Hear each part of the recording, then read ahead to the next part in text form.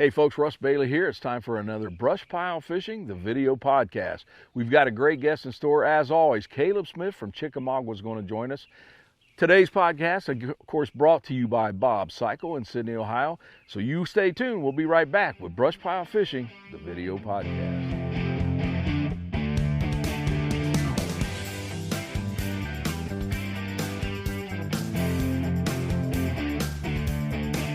All right, folks, welcome back. We are coming to you from Chickamauga. We just got done taping a show. First time I've taped a show with this man, Crappie Magnet Pro Staff, Caleb Smith. Caleb, how we doing, bud? Doing wonderful, sir. I'll tell you what, man, one of the things we'll talk about on our show or, on podcasts sometimes or articles is you've got to be versatile to be a fisherman because 100%. You may have your plan, but sometimes that don't work out. Why don't you tell the folks about our plan today and how things turned out? Well, we started pretty simple, went back to some basic techniques that, I think everybody really enjoys. We just went slip floating with a menace. Early summer pattern, it's really hard to beat that and really effective. And we kind of rolled towards the end of the day and ran out of menace, which in itself is a good thing because we caught a lot of fish. And we did, folks, but we caught a lot of smaller fish, so we wanted some bigger ones for the show. But we ran out. Why? Because we're too busy with the small fish. But it happens. So we pulled an audible and just switched up something that we tend to do a lot of times on a finesse bite or something like that, especially when they're eating minnows, is a Popeye jig, Popeye with a Crappie magnet. Throw on a 16th ounce Popeye, and boy, it was something else. Folks, like he says, we started out, and the minnow bite was good, but a lot of smaller fish. We couldn't get those bigger ones. We seen them. So when we ran out, we grabbed some Sam Heaton 7.5 footers and the old Popeye jig. And the brush piles, those last brush piles were in about 13 foot of water or so? About 13 to 15 foot of water. They're in the creek drainage itself, not up on the flats. We had about 82-degree water temperature, and you could see the jig drop. When you got anywhere close to that brush pile, just a slow, steady retrieve, maybe one little pop, and your rod would load up. And that was a key, too, with the Sam. And again, Sam, I got to say something good about you. But that soft tip on there allowed that bait to get in there, and you could feel it's almost, I compare it to a walleye bite. Yeah, 100%. It's just that rod is so soft. It's perfect for doing that light finesse stuff, even with trout magnet or anything small. Yep. That rod is light enough for that fish to take it and move with it without feeling the pressure of the rod and spitting it. And it worked out. And I'll tell you what, we caught when you see this show, folks, probably last 8-9 fish we caught in the last 10 minutes on the Popeyes. And incredible show. But again, being versatile, good thing you had some of those with you on the boat today. Got to keep them. So let's talk Chickamauga in general. How long have you been guiding here, Caleb? I've been guiding here for crappie for about 2 years now. Okay. Full time about a year, so I'm pretty new to it. I've been fishing the lake my whole life.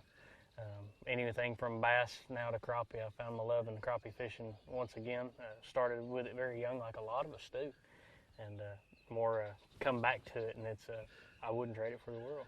And I know some of you are thinking, man, he's young. Yes, he is, but don't be fooled. Caleb, not only do you crappie guide here, and after what I've seen today, you're a good guide, bud. Very good guide. Tell the folks about your life, what else you do. So I travel on the road for work, not your normal road work, but I'm a full-time hunting and fishing guide. I've made my career so far through Alaska, Canada, and Arkansas, and now Tennessee. So I spend about 2 to 3 months in Alaska in the summertime guiding trout fishing trips over in Bristol Bay, Alaska, on float planes and rafts pretty much every day. And I come home for a little bit, go to Canada and do duck hunting and goose hunting in Canada on the dry fields up there. And then come home for a little bit, and then I go to Arkansas for about 3 months and sneak in a few crappie trips while I'm out there on those oxbow lakes because we've got some big fish in them. Yeah. And keep hammering those ducks and geese. And then about the 1st of February, I always tell people it's time for me to migrate home. And I'll come home, and as everybody knows about crappie fishing, February is about the best month for a big one. And we come home and get on the crappie line and just have at it the rest of the year. Yes, sir. Excuse me. Now, so, early spring down here, you get them big females on the beds, but let's talk summertime patterns. Like we're in the last week of June right now.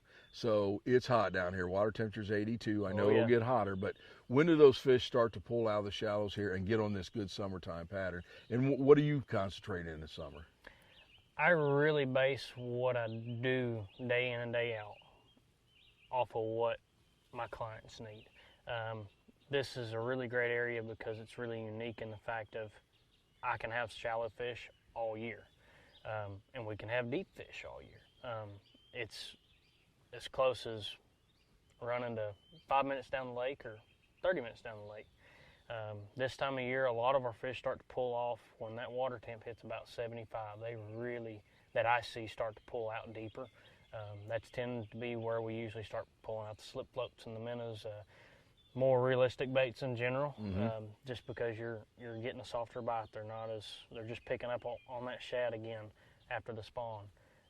So you're really just trying to, it's not usually a super aggressive bite. Today we found that it really is sometimes, and you hit the day right, man, and it can be some of the best fishing of the year, and that's what I try to tell people. Don't overlook this time of year. It is some of the best fishing of the year. Well, and you were telling me yesterday, we concentrated on brush piles today, but you also told me that yesterday you caught some nice fish, summer fish, under docks. Yep. Yeah, I mean, we found some fish yesterday when we were scouting around looking. We had a wad of fish. I took a screenshot of it on live scope, and it was probably about 200 fish under a dock in about 20 foot of water. If you can find the key big floating docks over here on this lake, when it gets hot like this, or really any dock that's in deeper water that's out of the main current, you can have a stellar day. They're wanting that shade. Oh my goodness, it's fun. Yep. Now, so you were getting them deep. Now, you have any shallow docks that work in the summer also? Not usually. If you run up into one of the main tributaries here on the lake, which is the Hiwassee River, that whole river is just a shallow mud flat. I mean, it really is. And so the term shallow and deep tends to change when you run up in there. Shallow up there is 2 foot to 3 foot, and then deep is 9 foot. Yeah. So yes, we do tend to get some fish that are in that 3 to 6 foot range in the docks. And it always, year to year, it's the same docks every year that hold those fish. One thing that I've seen today, folks, is we did a lot of moving earlier when we were live bait fishing. You would catch maybe 1, 2 fish off a brush pile, and then it would kind of shut down. You'd have to move, or you'd catch some really, really small ones. As the afternoon came on and we started shooting the jigs, they were loaded up pretty good, and we noticed right away there were some bigger fish in those. And if you got that jig anywhere close to that pile, they were chasing it, coming out and slamming it. Yep, 100%. Those big fish this year like to chase. And that's just something we could talk about details. You got to pay attention to that detail.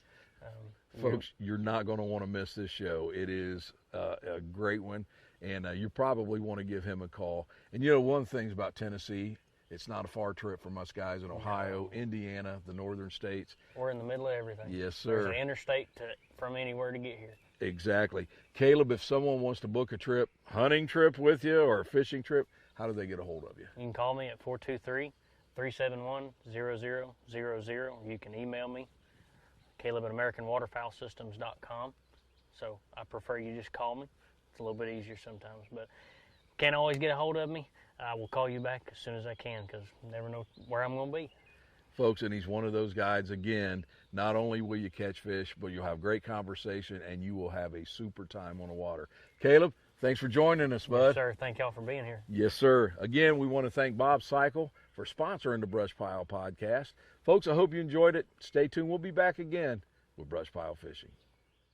Bob Cycle Polaris has the deals of the summer. Visit in-store September 21st for our open house event. Call 866-303-8182 or visit hitthegas.com to learn more.